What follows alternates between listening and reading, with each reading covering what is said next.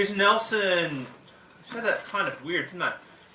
Jason Nelson here. I understand that you are all from Zach's class there at the lovely Mary Washington University, which I assume is named for the grandmother of Isaiah Washington, the basketball player.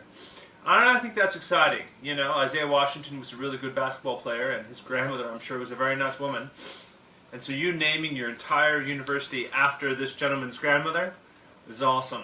So that is totally wonderful. I'm going to look up your email real quick. So you've all sent me a bunch of questions, and I'm going to respond to them.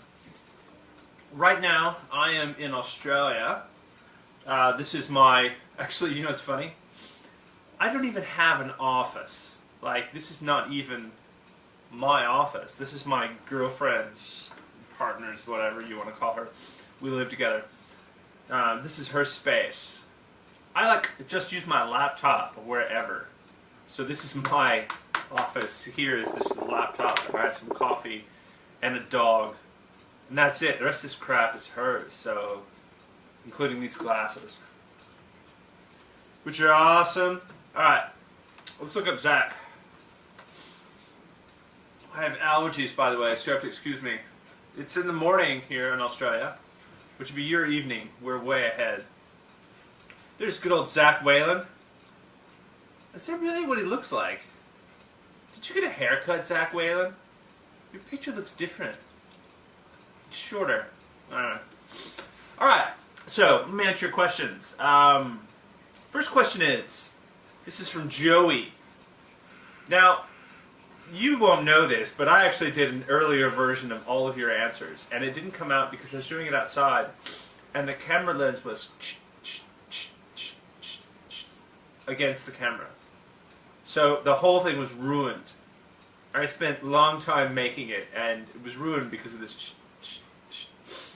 Hopefully that won't happen here. Anyway, so I was calling Joey Joanna the whole time. Joanna. It's awesome. So, Joanna, that's a joke from last video. Joey asks, what prompted you to incorporate hand-drawn parts into your Flash, and is there any particular significance to it? Absolutely. Good observation, Joey. Yeah, you know, design, I think, a lot of new media, digital design, video games, etc., they're all very clean. You know, there's always this very exact, clean lines. Everything has to work just right, sort of appearance. And I get that, because most of that stuff is commercially based. But I wanted to make something that was completely kind of like what I could actually make. You know, messy, doesn't quite work, slightly broken. Because I think, actually, that reflects more accurately what the world is. You know, it actually reflects the way we experience things. It is a messy, chaotic, strange way. Plus, I can't draw worth a damn. But I love drawings by people who can't draw worth a damn. Like Basquiat, for example.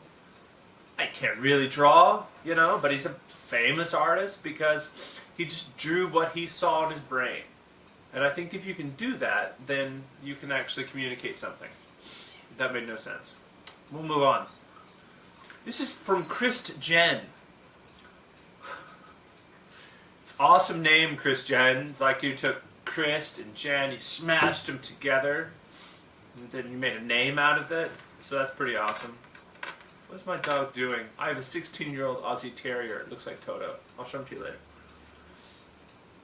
You commented on quite a few exploding things and evidence of everything exploding, but since then many more things have exploded. Would you care to comment anything that has exploded since the creation of your game?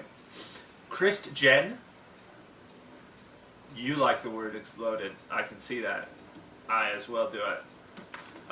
Yeah, that game's based on documents from the relatively recent history.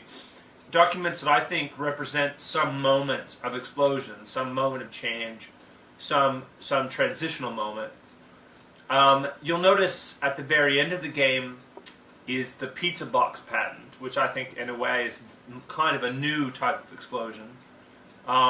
You know, this notion of convenience, this notion of delivery, this notion of unhealthy foods, being gigantically fat and diabetic, etc., etc., etc. All those things are a kind of explosion, I guess. Recent documents might be some of the internet freedom stuff. You know, them trying to make it so where you no longer have internet freedom. I think that might be an example of an explosive document. I think that there are probably a range of documents around the changes in the movie industry that will be uncovered later, or the changes in the music industry. I think those will end up being explosive. I think some of the early sort of social networking documents, in terms of when they formed the networks, that'll probably be explosive. I think also some of my own stuff will just be totally explosive. So my stuff can explode on itself. Awesome. On to the next question. If you could be stranded with one book, something you consider most inspiring, what would it be, Jonah? Where am I stranded, Jonah? Like, there are a lot of questions here that are unanswered that really you should have included in your question. Things like, do I have electricity? Do I have a bunch of mates? And then by mates, I don't mean friends. I mean, like, you know, people I can procreate with.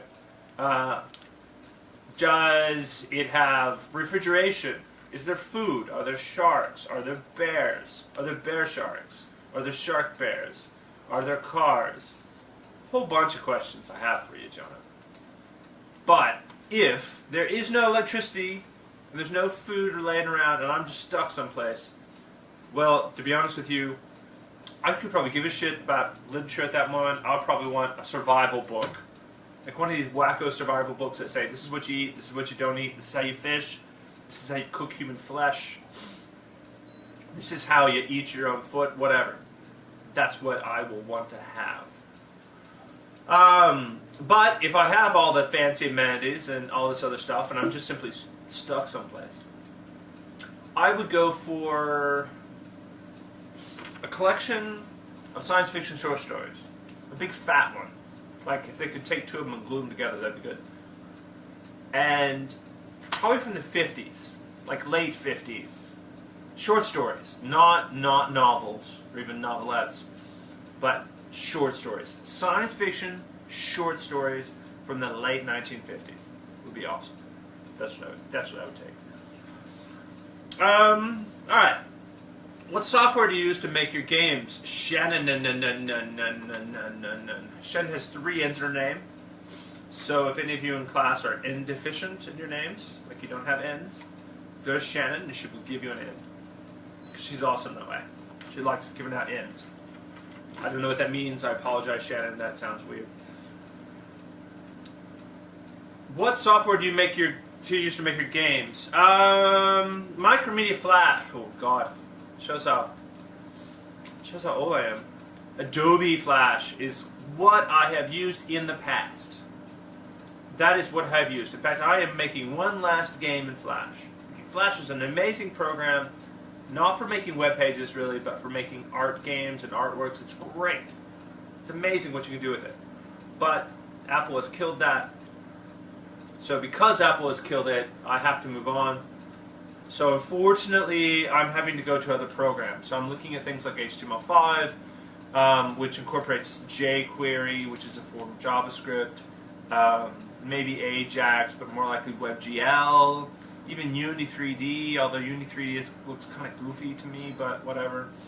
Maybe Unity 3D. And there's other things like GameSalad, which is a relatively basic game-making program that you can use to make iPhone games or Android games, etc. And then there's like Game Maker, which has gotten a lot better over the years. I mean, I'm not a great coder, not a great software guy, so because of that, I use whatever's available. But I'm having to relearn things, which sucks. Joey again. Joey, how many questions can you ask? This is a small J Joey. Is there a big J Joey and a small J Joey in this class? That's weird. You guys are weird. You hold hands going down the hallway, just one ride on the shoulders of the other Joey? Are you carrying each other? What is Joey asking me? Concerning software piracy. So Joey asked some questions about software piracy. Where does a blind blur, considering some creator may deserve credit and possibly some sort of fiscal reward and compensation? Okay. two different questions here. One is about software, another one might be about code. First question about software. I mean, personally, I think software should be free. And I think software developers are now hip to that for the most part. I mean, some software you can lock down, right? Like operating systems, you can lock that down because it comes with the computer that you buy. Sure, you can build your own, but very few people do that. Sure, you can load Linux on there, but very few people do that. So, companies like Windows are still actually going to do fairly well. And that kind of sucks. Other creative suites, all sorts of other software. I think software manufacturers are going to have to rethink how they do things. I mean, I prefer open source software, but even open source software, in a way, these are companies still, like WordPress, for example, which is an amazing CMS, content management system. It used to be content management systems were incredibly expensive, and then WordPress opened it up to everybody. But WordPress is still a company. They still make money. Even if they're a non-profit company, or even if they're a group of individuals, they're still providing an income for people. And they're doing that through creative ways, providing server space, providing extra benefits. People make themes for WordPress, that kind of stuff. Other creative software, I think creative software should be free to the normal individual and should cost money to companies. So I'm happy if a design firm or a big creative firm or a university should have to pay for that. But the students should not. I don't know how you'd figure that out. I'm sure there's ways. They do it currently with a whole bunch of lawyers and people run around finding out who has licenses, who doesn't. Open source software generally is much better. GIMP Shop is better than Photoshop in a lot of ways, mostly because it's free and constantly being fixed for bugs. Blender is an awesome program. There's a whole range of cool stuff out there. Second question about code. You know, as an artist, I used lots of code I found on the net. Code is a language. You know, no one's going to come to you and say you can't use, well, they do copyright some phrases, but generally you can use the English language, or the Japanese language, or the Inuit language, or the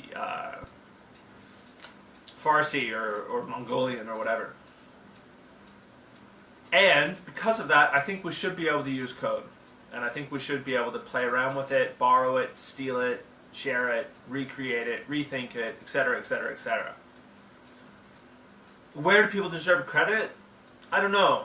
I mean, that's a hard thing to guess. I know a lot of people take my work and my code and reuse it for their own works, and I'm glad for that. Because I'm most interested in how I use it, not what it is. I mean, I didn't invent a platform game engine. I adjusted a bunch of code I found. That code was offered freely. It was on a whole bunch of sharing sites. I learned from tutorials and things. How much do I owe to a tutorial? I am not sure. But I do know that it's an amazing opportunity that's presented to allow people to create works that they never would be able to create. And I think that opportunity shouldn't be lost. So my hope is that stuff continues to stay open and free. That would be awesome. All right. We have a few more questions. I'm conscious of the fact that this video might... That's my washer. Did you hear that? I hope that washer noise hasn't screwed this thing up. Let's find out.